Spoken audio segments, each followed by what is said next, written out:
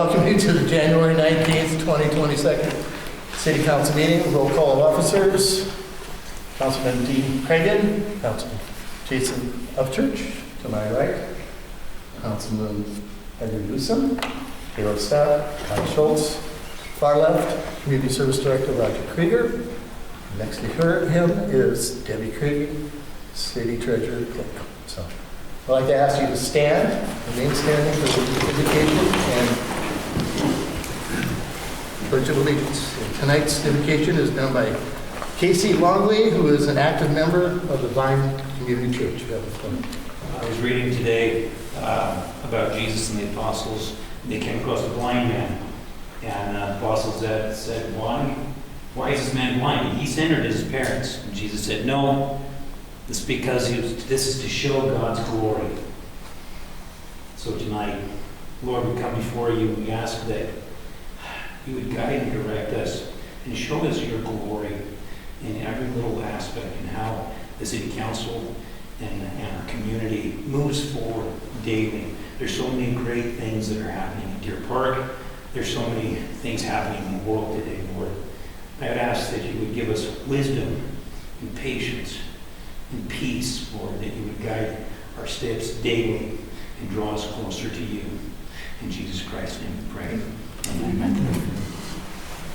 I pledge allegiance to the flag of the United States of America and to the republic for which it stands, one nation under God, indivisible, with liberty and justice for all.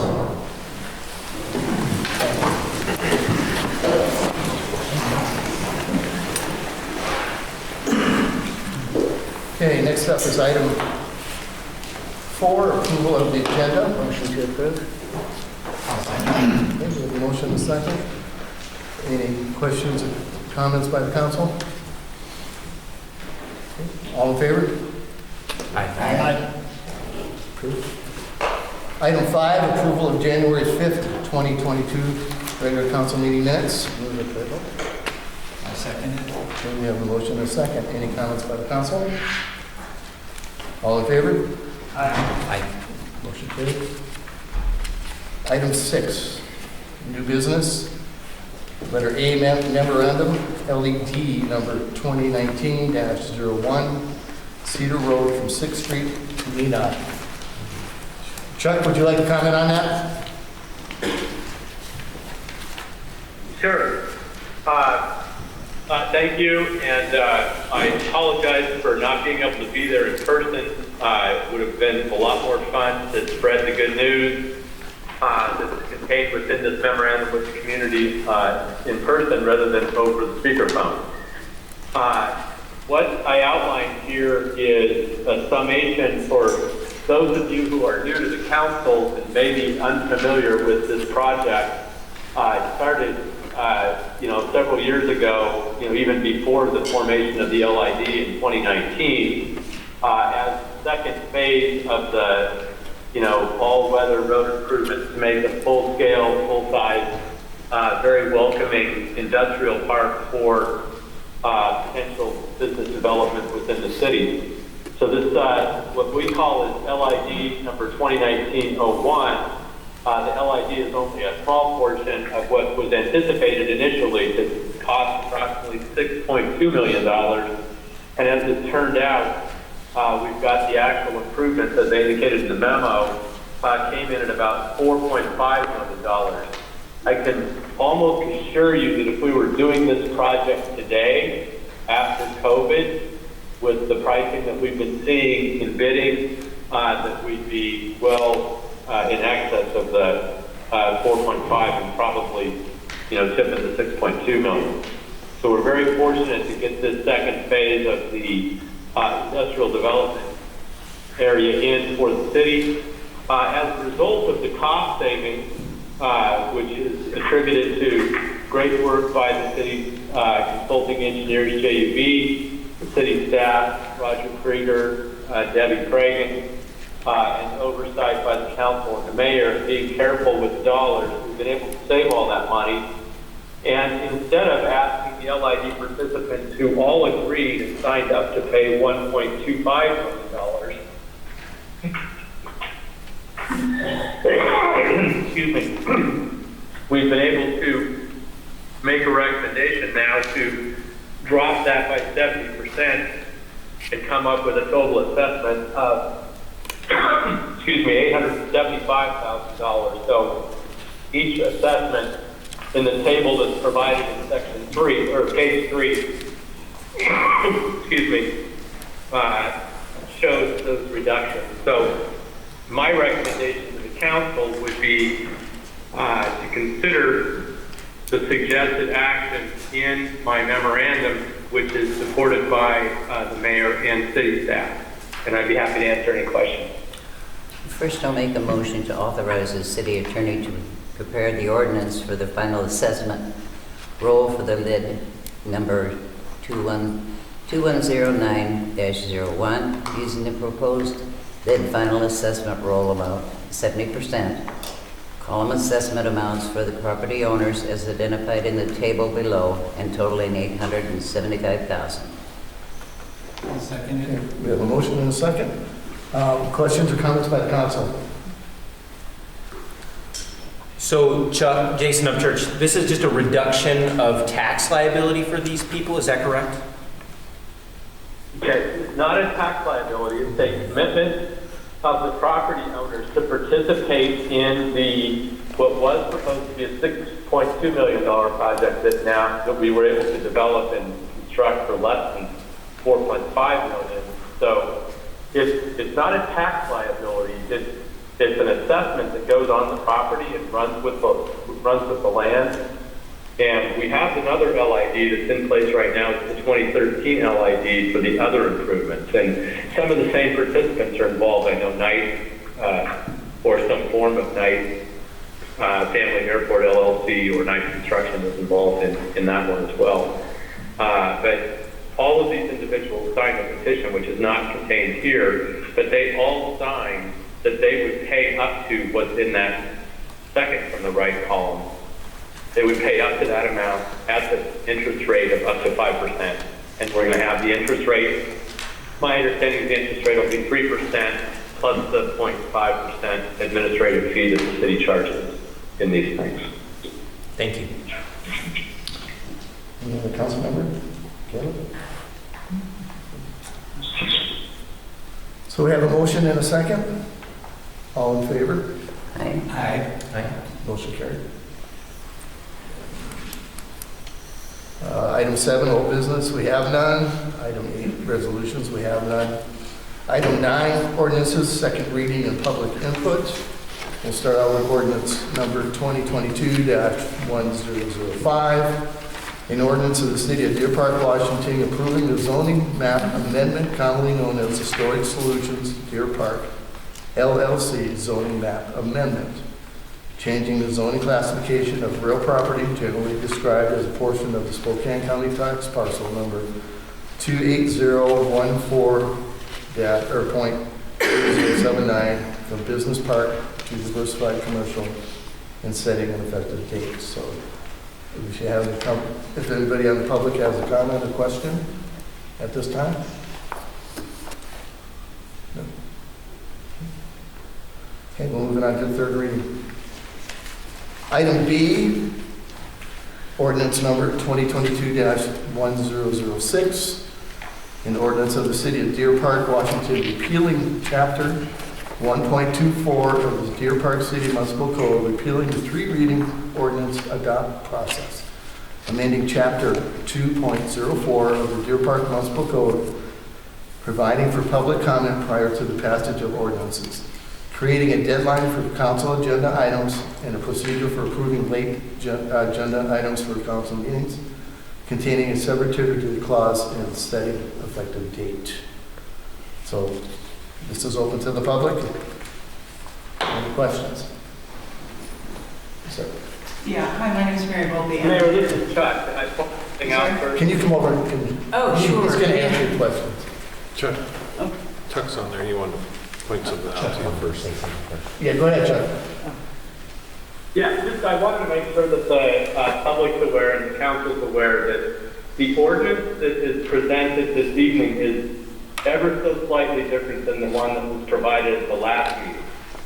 The change is that because of all of the discussion about making sure that the public is afforded an opportunity to comment prior to passage of the ordinance, a provision was added on the first page of the ordinance, and then a section was added on page 3 of the ordinance.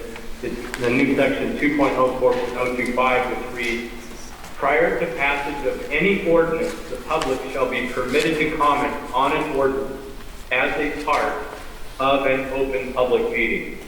So it kind of goes without saying, but it doesn't hurt to put it in there so that everybody understands that the goal is to make sure that there's plenty of opportunity for the public to comment, and never was it intended by anyone to present an ordinance where the public's ability to comment would be, taken away. So, Go ahead. thank you, Your Honor. Okay, go ahead, Nancy. Thank you. You have to pardon me because I have trouble hearing some of the stuff, but my understanding, please correct me if I'm wrong, is that the discussion is around shortening the number of meetings for the discussion and the readings of a given proposal. Is that correct? Correct. Okay. So I know there's been some conversation, some informal polling, and I just wanted to express my feelings on this. And I must admit, I was actually a little bit surprised when I heard about the proposal. My first question was why? What's so broken that we need to change the process? And if something is so broken, shouldn't we understand the root cause and address that, then try to do something that's going to just change how we do things? And then I fully support the existing, or maybe even a longer notice. First, because we lack a centralized, current, and effective method for communicating to citizens in a timely manner so that people have time to go ahead and comment, show up, arrange their schedules accordingly. Second is because emergencies notwithstanding, and I'm fully aware there are emergencies, I believe a government that can make fast decisions without allowing and encouraging maximum citizen engagement gives any government too much power. The power should rest with the people. I think governments should deliberately run slow when it comes to standard normal business. All right? I was also surprised at the proposed amendment because Deer Park, and I've been here about 3 years, in my awareness, tends to lean small c conservative, small government. All right? And this, to me, is actually giving our government too much power, frankly. The temptation to make decisions, is a little too enticing, right? Without encouraging and inviting and pulling in full engagement with the public as much as possible. All right, so to me, small government doesn't only describe how many things a government body is involved with, it also applies to the processes of how it acts. We need multi-channel communications. I'm not going to talk about that, right? Everybody knows it. It's not an elephant in the room, and let me just summarize, right, by saying that I implore the City Council to resist the temptation to make life easier on itself and instead focus on supporting us. Thank you for your time and thank you for your service on the council. Thank you. One of the rationales behind this is the first ordinance I read with the zoning commission, zoning map. Okay, that requires 3 readings. So this guy is ready for construction and he has to wait 45 days, 3 meetings. This is one of the reasons why we wanted to eliminate this.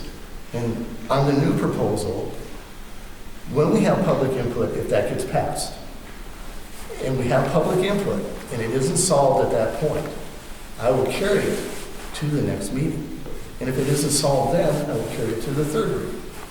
I want public input.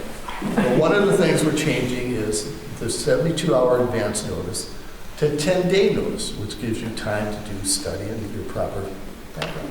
So that's part of the rationale why we want to change this, why I want to change it. I appreciate that. And then we also have budget meetings in the fall. So it's hard for our clerk to get the budget ready in 45 days, and it has to be approved in December. So that's another rationale behind that. It's kind of a mixed bag. But as far as the public input, I don't want to eliminate. No, and I don't think that at all. I just think if we had good centralized communication and engagement and ways that our growing community can be plugged in and kept current, I probably wouldn't be standing here saying any of this right now. I'm glad you did. Thank you very much. I appreciate your time. Yes, ma'am. I agree with her. Sorry. We ladies always stick The Walk together. of Fame. My concern is when a decision is made in one evening. You know, it's brought to the meeting, and you guys, who we have voted in, are our representatives. I understand it's, you're representing us, but again, I still am concerned about the input and making sure that you guys are making a decision, you're hearing it and deciding it. And that's a red flag for me, so. Thank you. Anybody else? Richie?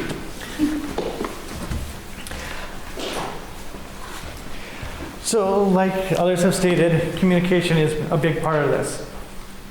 It is a problem when city councils can meet in one evening and make a decision that same evening. There needs to be time and communication to research. The city has had many opportunities to improve their communication before the pandemic, during the pandemic, and where we are currently. We have had the chance to do video conferencing, we've had the chance to do email lists, text messaging, and none of that has been utilized and has been flat out rejected a number of times. So further eroding our government's transparency is very concerning. This gives us less time to know what's going on. Likewise, publishing notifications just in the spokesman review, not providing any sort of email notification to any interested parties is really quite limiting. There's not a lot of people in Deer Park that subscribe to the spokesman review, honestly. That's, kind of reminds me of Vogons.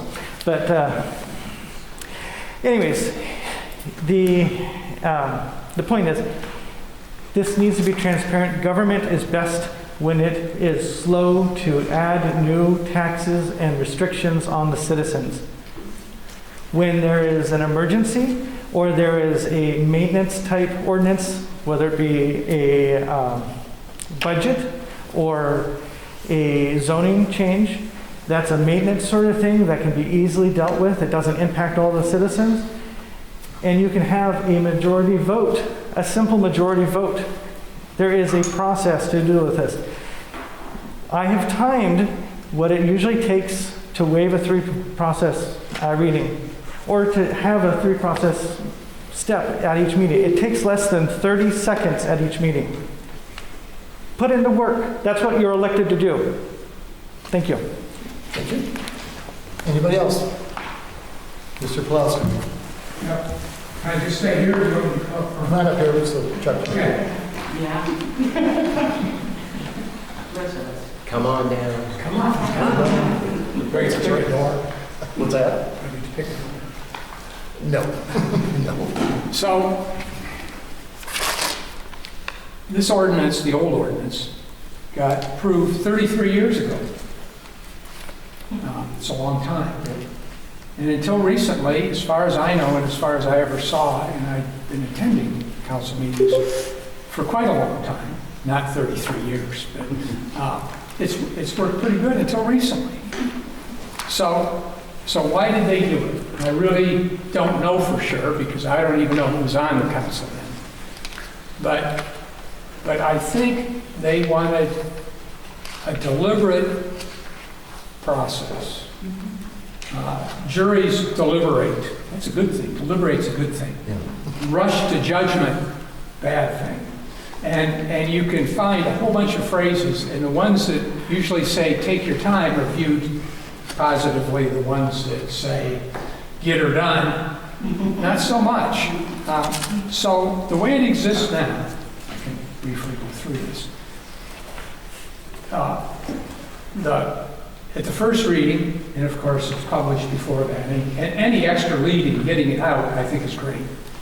As far as publishing it, as far as having the agenda available. So it gets presented at the meeting. The council members discuss it, and somebody might be for it, somebody might be against it, somebody might be in between, but you hear each other's opinion.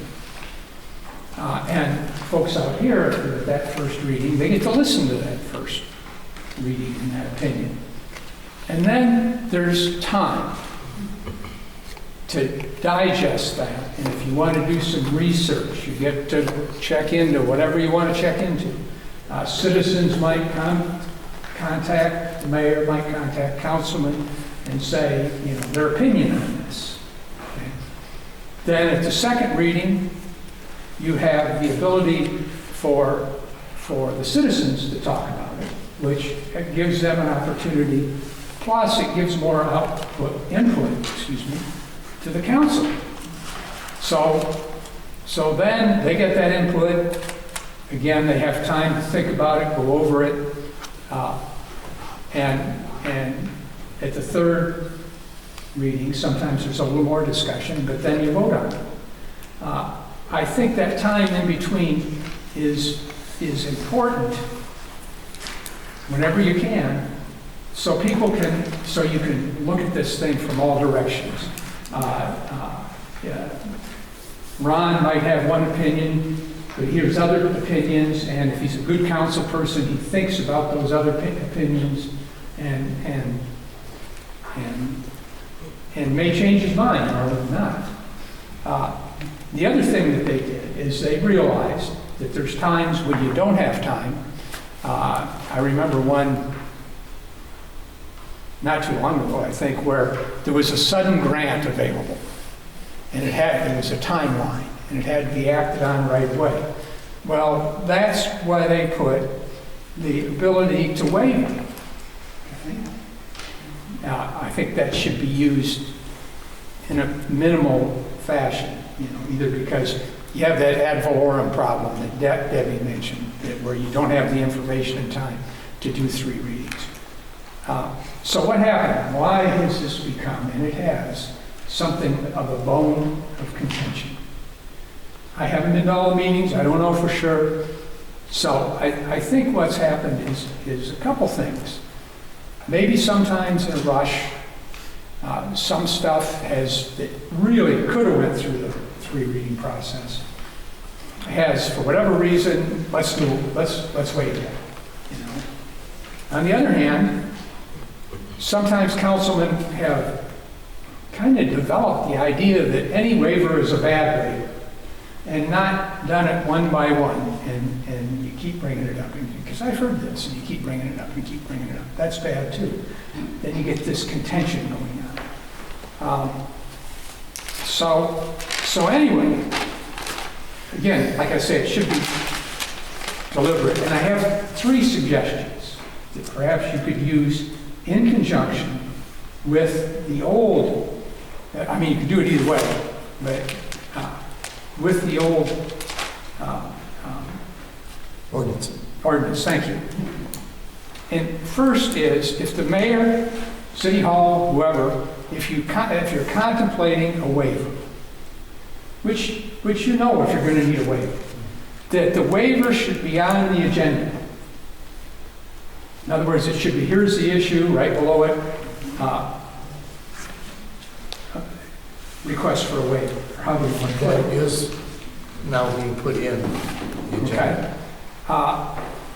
So that gives, again, if you put it in, when it's put in there, the citizens have time, or the councilman has time, like if they're thinking, gee, another waiver, why is this?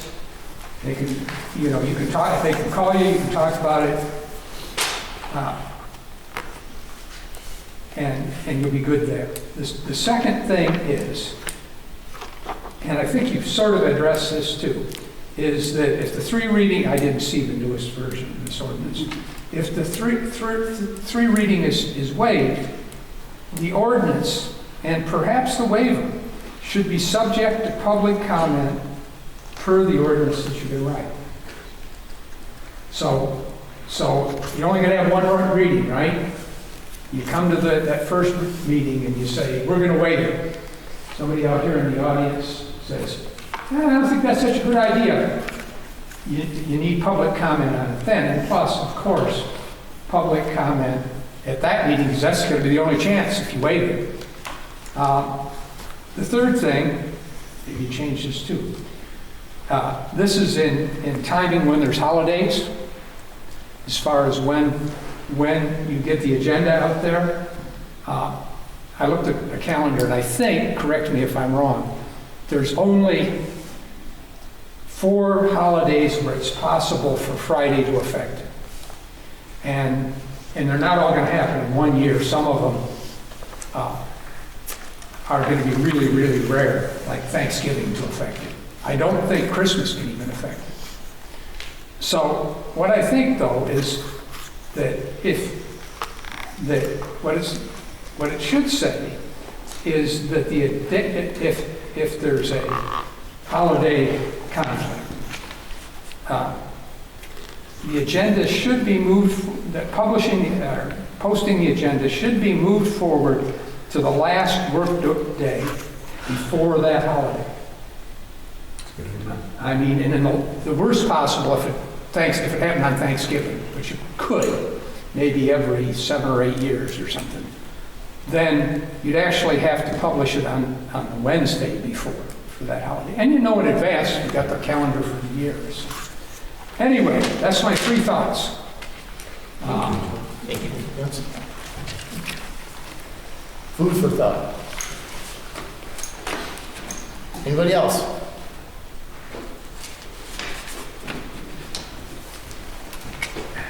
I'll try to make this really brief. Evening, council members, Mayor Tim. Josh, I just would right? like some, yes sir, Josh Walters. I would just like clarification on what the current process is for notifying the city through the Deer Park website. Because generally, the whole thing seems to be summarized by the fact that since 1989, changes have been made in how we communicate through technology. So if that's the case, is it just posted on the agenda only on the update on that previous Friday? Or is there some other notification through the city's website that allows people to have updates on this information? The packet gets put on their website on Friday, Okay. before 5. Okay, so that packet will contain all the information that's necessary to have the 10-day notification technically.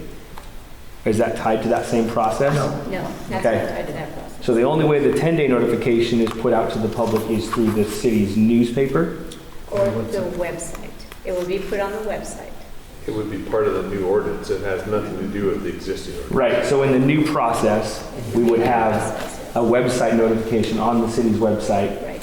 10 days prior to whatever the next meeting is. Right, and to just clarify, the city's official paper is the Review. Okay. Every time there is a public hearing, we have to put it in the Review. We also put it in the Tribune. We don't have to, but we do. It does show Okay. up in the Tribune, and it's on our website. So it is located in that It point. is. It's we're at 3 locations currently. It is. Okay. All right, thank you. Appreciate the clarification. We're on a roll. Anybody else?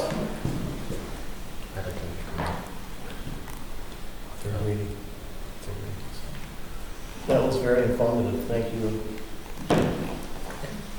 So we're moving on to the third reading, next meeting. So we go to number 10, consent agenda. Item A is approval of voucher claim check numbers 39,954 through 39,969 in the amount of $280,987.13 for the first half of January 22nd, or 2022. Item B is Deer Park Airport lease agreement, Richard Henry.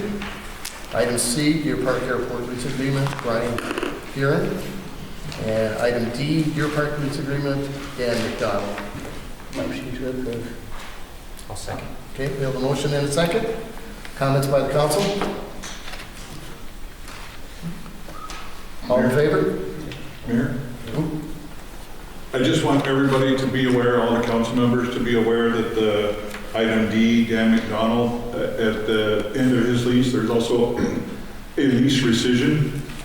He had leased one lot that was slightly larger than the lease you're looking at tonight. He asked to rescind that lease and do a new lease for a smaller lot. He ordered a smaller building. As far as the airport's concerned, it's a good thing because those smaller lots we've had a harder time leasing out. He's paid in full for his current lease, and he wishes to roll over that amount into his next lease, which will end up in a little bit of a refund for Dan. Any comments or questions? All in favor? Aye. Motion carried. Item 11, report of departments. We will start with Jake Barless, our building inspector, code enforcement officer. Jake, can you hear me? Jake? Yeah, I can hear you. You're on the floor. Oh, okay. Building-wise today was one of my busiest days I've had a little bit. A lot of inspections going on. I think things are starting to pick up. However, the problem with the builders is getting materials. I have one builder, for example, that ordered garage doors in October, and they're being told now that they might be lucky to see them in March. And that's with everything. I heard today that one of the local lumber stores is out of lumber, and so building is maybe booming, but getting the parts and pieces to put the house together has been a bigger challenge than I think anything else that the builders are going to be facing. But a lot of commercial stuff coming, tenants, a lot of storage units, we talked about that before. Other than that, just appreciate everybody spreading the news about keeping cars off the right of ways with plows. Appreciate it. That's all I have. Thank you. Thank you, Jake. Airport manager, Daryl.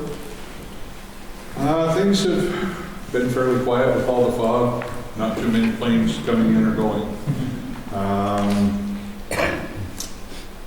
We are continuing to work forward on the sewer stubs at the airport. You'll see probably in the next council meeting or soon the approval for the CARB loan for your consideration. We are also moving forward with the EDA grant and hoping that comes through, which would pay for the sewer on airport. As evidenced by all the leases tonight, a lot of activity going on at the airport, and kind of the same thing. The builders want to get going, but getting all the parts and pieces is going to be difficult. Good. Street supervisor, Brad Wainwright. With what's went on in the last month, just a lot of plowing snow, moving snow, and comes with plowing snow is broken equipment. So guys have been doing a lot of fixing and a lot of maintenance. Our new snow plow did show up. It made it from Montreal a week and a half ago. We had it all on the machine and hooked up, ready to go. If it snows again, we'll have a new plow to hopefully hurry things along and do a little better job. So, just kind of looking forward towards spring, we hope. Thank you. Community Service Director, Roger. So this past few weeks, I've been working pretty hard on the wastewater treatment lagoon project as far as the loan documents that are part of the whole process. That document and resolution I received today from Ecology finally, so I forwarded it on to Chuck. What comes next is he has to do a legal opinion in regards to the loan document and the requirements and the city stance on it, and then also a resolution of support for you all to pass, and hopefully that'll be at the next meeting or the one thereafter. We're trying to push to get that all put together so that we have a good shot at getting it out to bid early this year. Time still flies, but if we can get out in March-ish, into February, somewhere around there, maybe April, it just depends on how the clock goes by. Get advantage of the bigger bidders out there. It's a pretty good sized project, replacing the current treatment lagoon was designed for 15 years and was built in '85, so it kind of gives you a hint of how old it is. So anyway, that'll be the next meeting, and with that, the loan package will be there. The loan itself will be, when we applied for it, we applied for grant for the whole thing, and we ran out of hardship with ecology because of the population growth and the size we have, and we don't charge enough in wastewater rates to make the calculation work for us. And so it ended up being an entire loan. But since that time, we've accumulated we applied for it in 19, so it's been quite some time. But we've accumulated about $1 million of reserve in the improvement fund through the growth in the building we've had in the last 3-4 years. And remember, we had the CARES Act fund dedicated to it in the resolution. And so we've got the loan down in about the $4 million range, 4.5 instead of 6.6. And we have another chance to bring it down another big chunk of cash that we'll have that for you at the next meeting as well. So hopefully a loan in somewhere in the range of $3.5 million. That current projections on our rates is we should be able to absorb that cost with other loans that are falling off. It's interesting, the loan that built those lagoons was a 1985 revenue bond that gets paid off this year. It's a 40-year note on a project that was designed for 15 years. Kind of strange math, but anyway, that's getting paid off. So between things getting retired and this project that will be on a two-year construction window, payments will hit just about right where we should be able to continue with our current rates. Perhaps a rate increase where we do typically a 2% or 3% a year for inflation purposes, but stay there rather than the huge rates that sometimes we get stuck with. So things are going good there. Other paperwork stuff is the Crawford Preservation Project, which is a grant. We got an 80% funded grant to resurface basically a portion of Crawford Avenue from Airport Road to Forest. It was a project done 20-some years ago now, and just if you drive up that way, you'll see the cracking and so forth. So it's a maintenance project that we received a grant for. So working on that paperwork, that was sent off to the headquarters office of Department of Transportation today. Now we wait for them to either go to the office or in email space, wherever it has to go to get to the right person to be signed, because it's pretty tough right now with reliance on people in their offices there. But hopefully in the near term we get that back and we can proceed with that one. And then the last one is this last week I went to a meeting out in the valley in regards to the American Rescue Plan. And at a upcoming meeting, there will be a resolution that we need to pass. And in that, there's a big chunk of money that's coming, over $200 million is coming into Spokane County from the last relief plan. And our slice of that is about $930,000 with a lot of strings, a lot more strings than the last one. Again, infrastructure is a huge emphasis on it. It's probably the easiest to deal with from an auditing standpoint. So we will get that information to you with some suggested ways to use it again for projects. And anyway, that should be at the next meeting and the one after that. So that's all I have. Okay, next up, item 12, council questions, comments, or reports. We'll start with you, Dee. Oh, me already? Yes, ma'am. Yeah, I just want the public to know that I heard this last week that it's been said that I don't want to take, or I don't want to listen to public comment, and there's nothing any further than the truth. Number one, I'm always available 24/7. All you have to do is get my phone number for City Hall. I will not post it on Facebook. Just call City Hall. They'll give it to you. I'm open ears because I'm your representative. I speak for you, so you have to speak to me to give me the right information. Okay, it's a two-way street. But I'm open, believe me. That's all I have to say. Jason? Yeah, one of the things that I really appreciate going back to this proposed ordinance 2022-1006, the thing that I appreciate about it is I think it would make our city council more efficient. One of the complaints I think that most people have about government is that there's so much red tape and bureaucracy that it's hard to actually get some things done. At least in a reasonable amount of time. So I like the idea of streamlining things. I also appreciate the companion portion of the ordinance that would give additional notice, an additional week more than what we have right now to citizens as well. to comment. I think we need all the communication we can get. I agree with Councilwoman Newsom, Councilman Stapp, that we need to also implement some other strategies to communicate with our citizens. Councilman Stapp mentioned last time TextMyGov. This is something that I think that we should take up as a council, either TextMyGov specifically or some other system. TextMyGov basically allows citizens to either ask questions via text message and there'll be auto-populated responses. The government can send out notices to citizens via text message, or citizens can even report a problem. So if there's a massive pothole somewhere, they can take a text it to the government, and it'll go, directly to Brad or whoever it needs to go to. So I think we need to really consider something like that. Not everybody has Facebook. Not everybody has the ability to come by City Hall.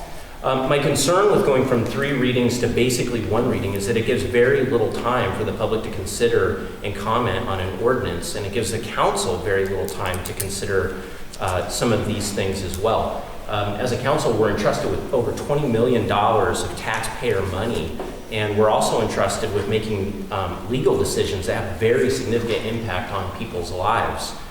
So while I like efficiency, I think I'd be in favor of a compromise. Maybe do away with the 3 reading process. The council seems to waive the 3 reading process very often, but I'd be in favor of having a 2 reading process. Right now, with the 3 readings, I know, and Chuck, maybe you can explain this. You said 45 days. My math, it comes up to 28 to 35 days between the first reading, assuming we had 3 or 5 Wednesdays in a month. All the way into the next month, that could be all the way up to 35 days. A 2 reading process would reduce it down to 14 days. Public comment at both times. This cuts the time in half while giving citizens plenty of notice to comment. I want to be really clear, as the council, we represent you guys. We represent the citizens, and you guys should want to comment. You should want to give some input.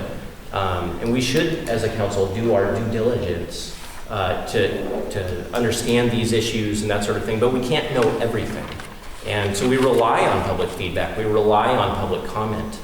And as others have said, if there's an emergency where time is of the essence, the mayor can take some action, the council can waive the process. In fact, the council just did this last month by a 5-0 vote to waive the 3 reading process to amend the city budget. So all that to say, I think we need as much citizen input as possible. I'm in favor of a little bit more efficiency, however. So I think a 2 reading process plus the 10-day notice is a great way to accomplish that. Thank you. Yes, I had some comments as well. And I am trying to pull this up. I can't hear whoever's speaking. Sorry, Chuck, I was finding my notes. I appreciate your patience.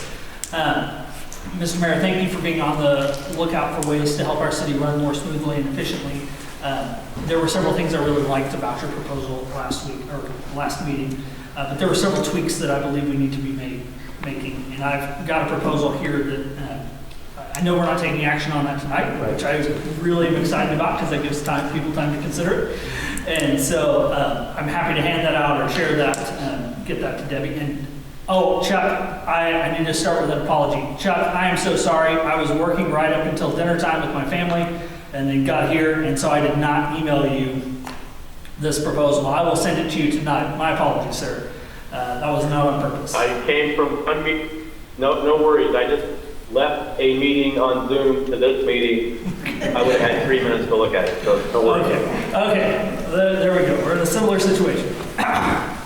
So, the good things. First, your addition of a procedure and a timeline for setting the council agenda. Consider addition of late items. It's great. That's helpful. The addition of the 10-day notice for public hearings is very helpful. I agree with you fully on that. I think we should take it one small step further. And so that's where the next portion here is some of the suggestions. The main goal of the 10-day notice is to inform, educate the public on our intentions, bring them into their process. And we can do that best, I believe, by combining the strengths of our current system, by combining it with the new technology you indicated a willingness to talk about at our last meeting. And then by expanding that request for public comment, we can ensure a somewhat faster, but hopefully even more robust discussion than our current 3-reading process to ensure that we're enacting good laws that people support, or that they have enough time to at least let us know they really, really don't like it. There are still some times where we may, move forward with something, even with strong public opposition, if we believe it's the right thing to do, but we need to know about that opposition before we do it. And so that time allows us to do that. So I would agree with Jason that I think we do need a compromise. We currently have a week 3-reading process. You're proposing a 1-reading process. But in our discussion last week, we really highlighted the significant flaws in having the regular process of proposing and approving new laws in just 1 meeting. Because while there may be time for comments and questions, I don't believe there's time for thinking about that conversation. I appreciated Joe's comments. Just time for thought, consideration, deliberation. And while both the council and the public would have time to talk during that 1 meeting, I don't believe there's enough time for that to be a dialogue. Because like in tonight's meeting, if tonight was the 1-reading process, we heard public comment, now we're hearing council comment, and that would be it. There wouldn't be any back and forth. I understand we could table it for the next meeting, but I would love us to have a regular process, the systematic way in which we do things that allows that discussion. And again, as has been noted, having it in the spokesman review and the Tribune, that's helpful, is good, but having multiple channels to accomplish actual communication is best. There will still be people who miss the news. There will always be people that miss it somehow. And yet doing our part as communicating leaders means using several methods at least. And so my proposal would incorporate some of those in there in a broad way that allows some decision-making flexibility. Whether we use TextMyGov or another service, I don't care. I just think we should use something. And so using that in multiple ways.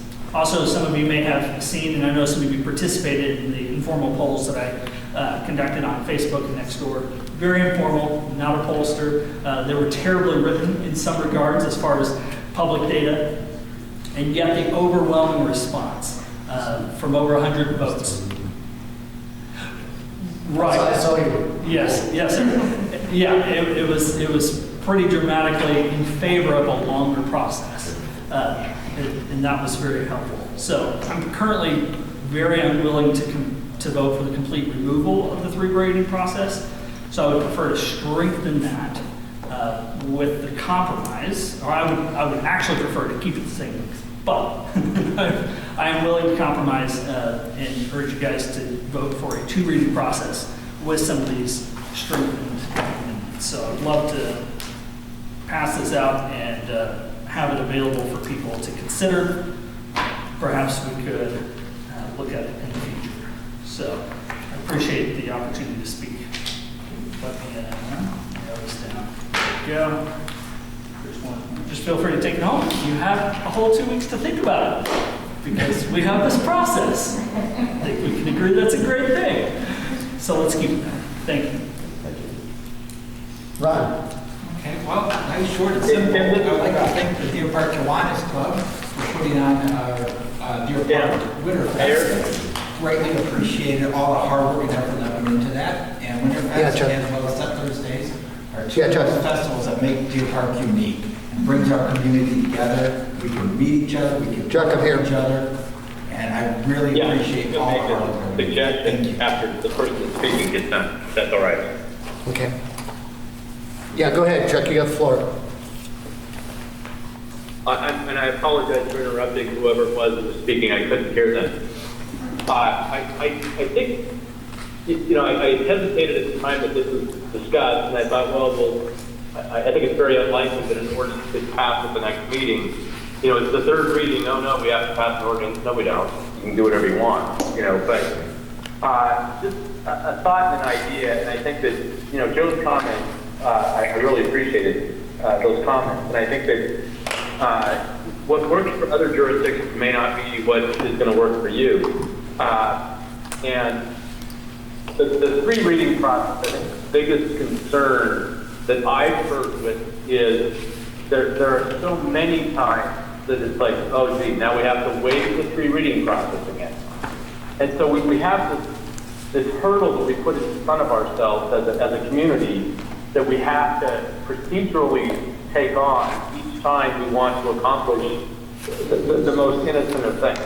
So just a thought, and I don't want to try to rewrite an ordinance at this meeting, but if you look at 2.04.025, where I said, I added this section where it says, prior to passage of any ordinance, the public shall be permitted to comment on the ordinance as part of an open public meeting.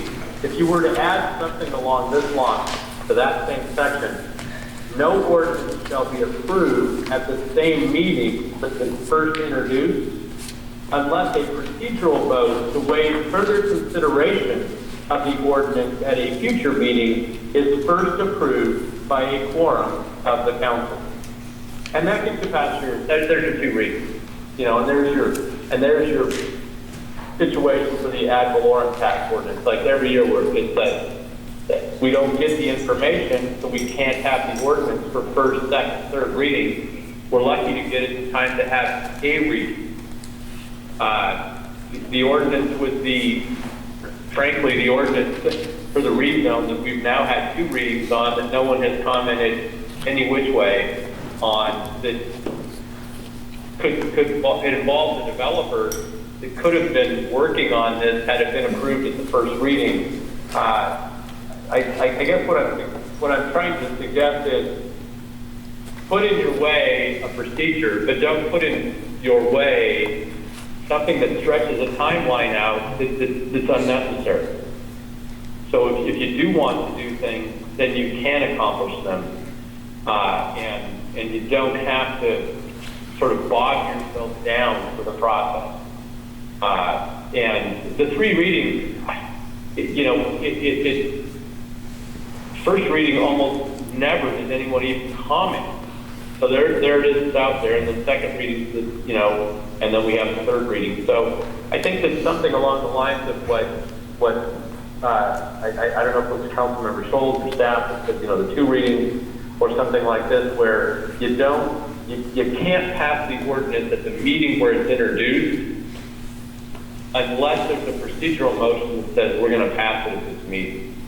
But at the same time, you're still going to accept that public comment. So I am trying to, create a win-win here. There's a lot of good things in this ordinance that the mayor is proposing about making sure that everybody in the community knows what's on the agenda, what's going to be discussed at the meetings. Things aren't just kind of walked in haphazardly at the last minute, and that's not the way the city of Deer Park operates anyway. So. Happy to answer any questions concerning those further comments if the council or mayor have comments. Thank you. That was Jason Upchurch that had the 2 reading. And you guys have any questions for Chuck? I would be Jason, I'd be interested for you to take a look at Caleb's proposal and then maybe comment on or give us some information about maybe how you would amend that or tweak that. Because it sounds like we're not all that far apart, actually. Yeah, and just so everybody's aware, one thing for certain that we want to retain that is there right now is we don't want to create a procedure that if we fail, and I didn't mention this earlier, but if we fail to follow our procedure, we don't want the action that was taken to see failure, because that's a procedural outcome, not a substantive outcome. And we want the decisions of the city of Deer Park to rise and fall on the substance of those decisions, not how they were made. It's what decision was made. So I'm pretty adamant about that. I want to make sure that we don't do away with that. We'll do it who put the 3 reading process in place had that in there, and we have that section in this as well, at the mayor's proposal, which, the failure to follow those procedures shall not invalidate, it's not going to affect the validity of the actions taken by the council. That's the way it is right now with the 3 readings. That would be the way with the council procedures process as well. Very, very important, and I know that I discussed that with Caleb today earlier. So if anybody has any questions about my position on that, this is a great opportunity to have a discussion about that. We good? No questions? A further comment on a different subject. Several years ago when I began running for city council, I had multiple people approach me and ask if I would be in support of them having chickens on their own property. I did not care in the least whether they had chickens or not on their property. That's great. So as I've looked into it recently, of course we don't allow them currently. Evidently it's more of a zoning issue involved with the ordinance, so we have to tweak several parts of our code at the same time to do that efficiently and well. That's the rest of the stack of papers is my rewrite of the section 6 of the ordinances to put in an exception to allow people to have several chickens on their own property. If that's something that I would love for, Roger and I will be meeting Friday to look at the details on how to work that through the zoning procedure as well, because it sounds like it will need to go through that process first before it comes back to us, which is great.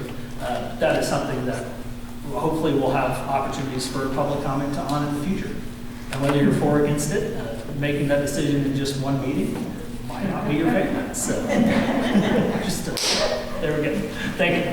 Ron, did you finish yours? I'm sorry. Yeah, what it was, I just thank the Kiwanis Club for putting on the Winterfest and the community involvement. Thank you. Rachel, take a bow. Okay. Item 13, interested citizens, oral communications. Requests and comments from the audience on unrelated agenda items. Rachel. I was actually going to thank you for coming to Winterfest and doing your mayoral duties with the rock and Thank whatnot. you. I had fun. It was fun. And this is completely off topic, but I've been thinking about this for years. Does the city own those Christmas decorations that are attached to the light poles? You do. There are more lights out than on. They are the same ones from when I was a child. Can you please fix them? They look like it just looks We actually go through and plug them in and fix them every year. Seriously? Yes, we do. One of my guys goes through and plugs them in, but just the wind rattles them and does stuff. And what I really need to do is we need to unwrap the lights and put new ones on. Just my 2 cents. And LEDs. They are LED, actually. They are. Those, and they do look the same, but they're not. We replaced them all about 8 years ago, 9 years ago. Okay. But, yeah. Squeeze that in the budget. And one other thing, some of them are not plugged in. Right. They don't, the pole that they're hanging on doesn't have 120 volts on it. So some of them you see that aren't lit up, they have lights on, but they have to have a transformer to transform the power from 7,680 volts to 120 volts. I think that's because it's on Yeah. Well, it would be bright. Yes.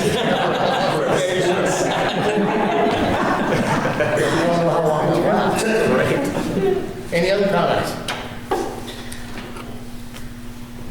Richie. Okay. Over in the city council chambers, we had new microphones that were for each individual council member and a sound system.